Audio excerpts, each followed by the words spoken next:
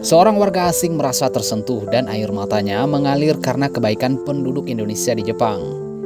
Video ini diposting oleh pengguna TikTok bernama Pak di Jepang. Seorang wisatawan asing bernama Bella berada di tepi jalan di Kyoto sambil memegang kotak karton yang bertulisan meminta tumpangan. Dia kehabisan ongkos untuk membayar bus. Bella hanya punya uang sedikit karena besok hari dia harus kembali ke negaranya dan harus menginap di Tokyo menuju New Zealand. Tidak ada yang ingin memberikan tumpangan, akhirnya Pak D lewat dan melintas. Hatinya jadi ingin membantu karena melihat tulisan di kotak itu. Dia kemudian memperlambatkan mobilnya dan mengajak Bella masuk, menawarkan bantuan sampai ke Tokyo. Pak D mengatakan, bukan saya yang baik, tetapi karena Allah yang sudah mengatur pertemuan ini hingga hati saya jadi tergerak untuk membantunya. Mereka pun bergegas berangkat, hingga akhirnya sampai di Tokyo. Bule yang bernama Bella ini terus-menerus mengucapkan banyak terima kasih kepada Pak D karena sudah baik dan tulus memberi tumpangan.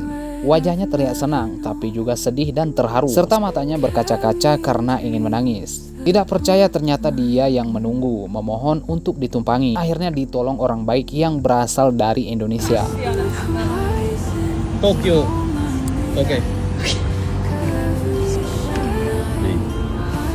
Minta tumpangan ke Tokyo atau ke Nagoya, sekarang lagi di Kyoto.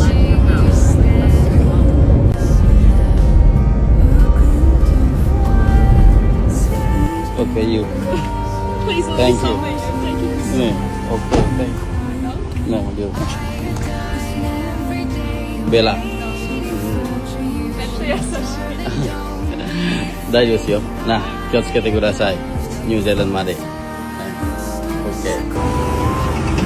Pak D pun mengantarkan bule itu sampai dapat naik bus untuk pergi ke bandara. Di tengah kekhawatiran masyarakat Jepang terhadap warga pekerja India yang memicu polemik nasional di Jepang, seorang warga negara Indonesia justru mendapat perhatian dan diliput media Jepang. ヒジャブをかぶる彼女は昨年の夏にインドネシアから日本にやってきた特定技能実習生です。屈託のない笑顔と Media Jepang itu menulis, seorang pelajar magang datang dari Indonesia beberapa bulan lalu membawa senyum ceria dan sikap baik di panti lansia Jepang.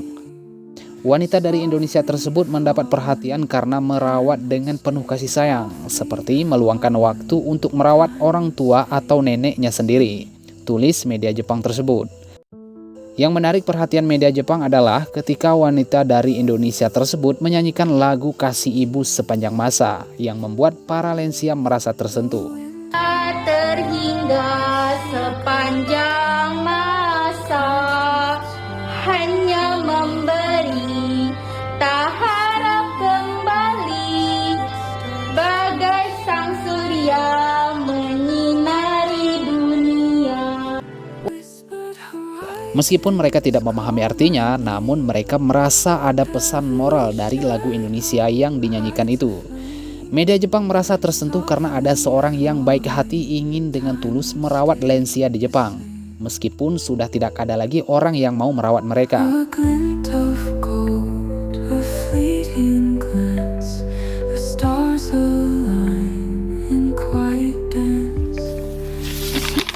Seorang warga negara Indonesia yang bekerja di Jepang membuat para polisi Jepang terharu karena sikap jujurnya. Jepang memang dikenal memiliki budaya yang menerapkan kerja keras dan kejujuran. Setiap orang ada barang yang jatuh di jalan dan tinggal di suatu tempat tidak akan hilang. Itulah yang diterapkan pekerja Indonesia di sana. Harus jujur dan bisa menyesuaikan diri dengan negara tersebut. Pemilik akun TikTok Galanggia menemukan sebuah kunci mobil yang jatuh saat sedang berjalan. Dia kemudian menghubungi polisi dan mungkin kunci itu sangat dicari oleh pemiliknya.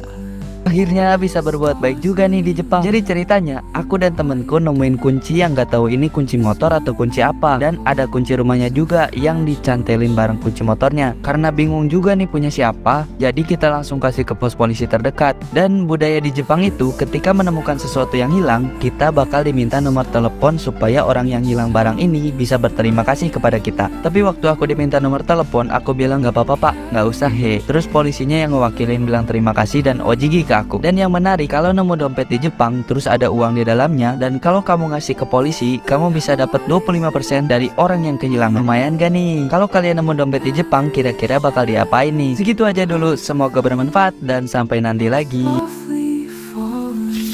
Nah lagi nih geng, seorang warga Indonesia yang tinggal di Jepang disorot di media karena memberikan tempat duduk pada lansia Jepang saat ada di kereta. Dia mendapati seorang nenek Jepang yang berdiri. Warga negara Indonesia itu pun mempersilahkan tempat duduknya untuk ditempati kepada nenek Jepang itu.